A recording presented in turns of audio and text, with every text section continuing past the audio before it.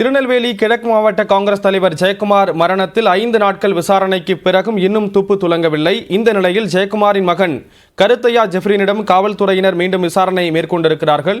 கூடுதல் விவரங்களை செய்தியாளர் சிவமணி வழங்க கேட்கலாம். சிவமணி, என்ன மாதிரியான விசாரணை இன்றைய தினம் மேற்கொள்ளப்பட்டுச்சு? நிச்சயமாக திருநெல்வேலி கிழக்கு மாவட்ட காங்கிரஸ் தலைவராக இருந்த ஜெயக்குமார் கடந்த 2ஆம் தேதி காணாமல் போய் 4ஆம் தேதி அவரது உடல் மீட்கப்பட்டது.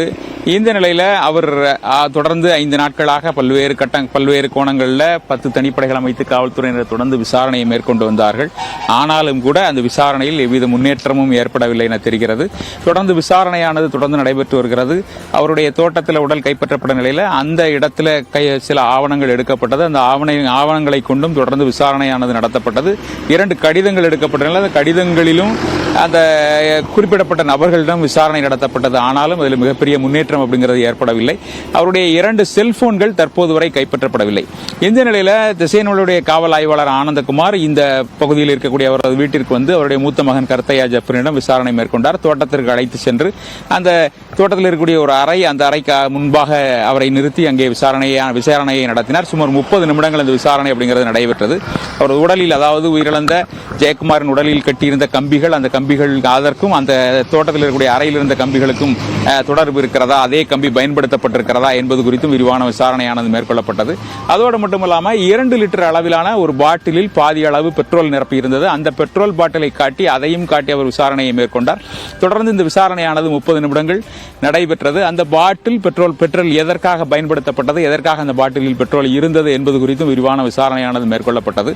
அதனைத் தொடர்ந்து அங்கே இருக்கக்கூடிய கிணறு, தோட்டத்தில் இருக்கக்கூடிய கிணறு 70 அடி ஆழமான கிணறாக இருக்கிறது. அந்த கிணற்றில் தண்ணீர் ஒரு 30 அடி ஆழத்தில் கிணறில் தண்ணீர் இருக்கக்கூடிய நிலையில் தண்ணீரை முழுமையாக வெளியேற்றி அதில் கிணற்றில் செல்போன்கள் உள்ளிட்ட வேற தடயங்கள் கிடைக்கிறதா, காணாமல் போன செல்போன் கிடைக்கிறதா என்பது குறித்தும் விரிவான விசாரணை நடத்துவதற்கான அந்த வேலையை ஒவ்வொரு காவல் ஆய்வாளர் செய்திருந்தார். பெண் காவல் ஆய்வாளராக இருக்கக்கூடிய அவர் அந்த பகுதியில் எவ்வளவு ஆழத்தில் அந்த கிணறு இருக்கிறது என்பதை பரிசோதித்த அந்த தொழில்நுட்ப வல்லுநர்களை கொண்டு பரிசோதித்த நிலையில் அந்த கிணற்றிலிருந்து முழுமையாக தண்ணீரை வெளியேற்றுவதற்கான நடவடிக்கைகளை எடுப்பதற்கான நடவடிக்கைகளை தற்போது துவக்கி இருக்கிறார்கள்.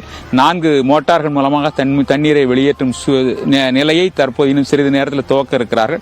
அவ்வாறு முழுமையாக தண்ணீரை வெளியேற்ற முடியாவிட்டால் நன்கு நீச்சல் தெரிந்த நபர்களை உள்ளே அனுப்பி செல்போன்கள் போன்ற ஏதாவது தடயங்கள் கிடைக்கிறதா என்பது குறித்தும் விரிவான அந்த ஆய்வை நடத்திவிட்டு சென்றிருக்கிறார்கள். சற்று நேரத்தில் அந்த தண்ணீர் முழுமையாக இங்கிருந்து வெளியேற்றும் நடவடிக்கைகள் தொடங்கும் எதிர்பார்க்கப்படுகிறது.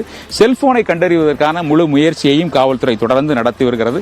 இன்னும் சற்று நேரத்தில் அதற்கான பணிகள் துவங்கும் என தெரிகிறது. பல்வேறு கோணங்களில் காவல்துறையினர் விசாரித்து வந்தாலும் கூட இந்த விசாரணையில் முழுமையான தகவல்கள் எதையும் அவர் கிடைக்காத நிலையே தற்போது வரை காணப்படுகிறது. விடாத மர்மமாகவே அவருடைய மரணம் இருக்கிறது என்பதுதான் தற்போது நாம் சொல்லும் செய்தியாக இருக்கிறது. ஸ்ரீராம், விரிவான விவரங்களை வழங்கியதற்கு நன்றி சிவமணி.